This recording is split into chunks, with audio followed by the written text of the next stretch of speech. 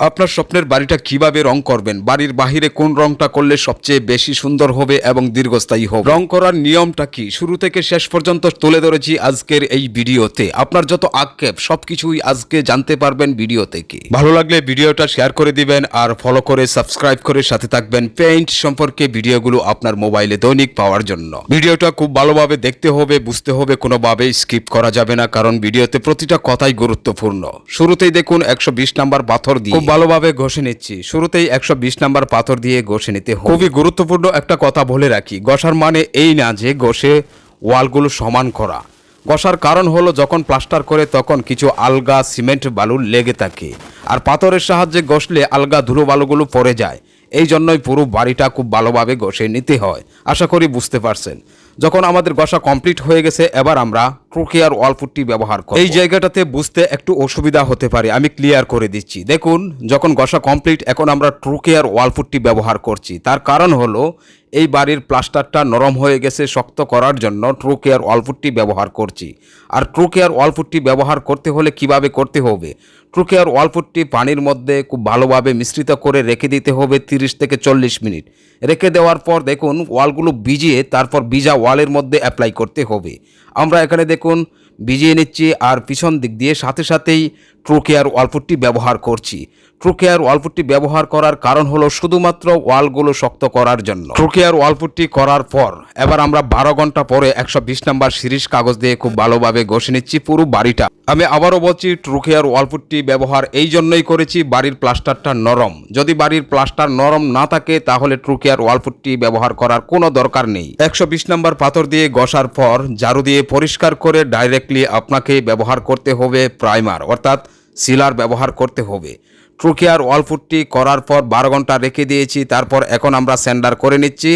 এবার আমরা প্রাইমার ব্যবহার করব, অর্থাৎ সিলার ব্যবহার করব। এই বাড়িটাতে একটা স্টেপ কাজ বেশি করছি, তার কারণ হলো প্লাস্টার নরম থাকার কারণে ট্রুকেয়ার ওয়াল পুট্টি ব্যবহার করছি। আশা করি সকলেই বুঝতে পারছেন। যদি আপনার বাড়ির প্লাস্টার নরম না থাকে তাহলে কিন্তু ট্রুকেয়ার ওয়াল পুট্টি ব্যবহার করার কোনো প্রয়োজন নেই। এবার দেখুন আমরা সিলার করে নিচ্ছি, অর্থাৎ প্রাইমার করে নিচ্ছি। ট্রুকেয়ার ওয়াল পুট্টি যদি আপনি অ্যাপ্লাই না করেন সেই ক্ষেত্রে কিন্তু কোনোভাবেই ওয়াল ভিজানো যাবে না।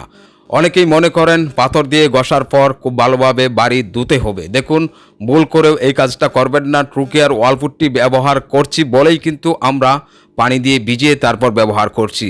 আর ট্রুকেয়ার ওয়াল পুট্টি ব্যবহার করলে নিয়ম এটা, ভিজা অবস্থায় এটা ব্যবহার করতে হবে শুধুমাত্র ব্রাশের সাহায্যে।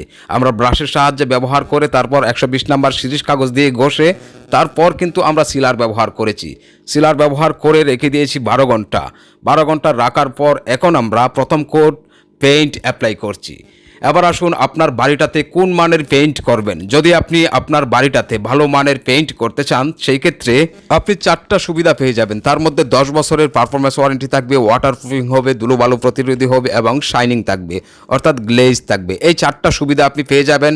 অবশ্যই আপনার বাড়িটার ভিতরে বা বাড়ির বাহিরে ভালো মানের পেইন্ট অ্যাপ্লাই করবেন, তাহলেই কিন্তু আপনি জিতে যাবেন ভাই। যদি আপনি নিম্নমানের পেইন্ট করেন সেই ক্ষেত্রে অনেক বড় ঝামেলা হয়ে যাবে, কিছুদিন পর রং নষ্ট হয়ে যাবে, পরবর্তীতে আবার রং করতে হবে। আর শুরুতেই যদি আপনার বাড়িটাতে ভালো মানের পেইন্ট অ্যাপ্লাই করেন সেই ক্ষেত্রে কিন্তু 10 বছরের একটা লং লাস্টিং পেয়ে যাবেন। দর্শক শ্রোতা দেখুন, প্রথম কোট পেইন্ট অ্যাপ্লাই করার পর চেকপুটিং করেছি। চেকপুটিং করে তারপর দ্বিতীয় কোট, আরেক কোট পেইন্ট করে কমপ্লিট ফিনিশিং দিয়েছি।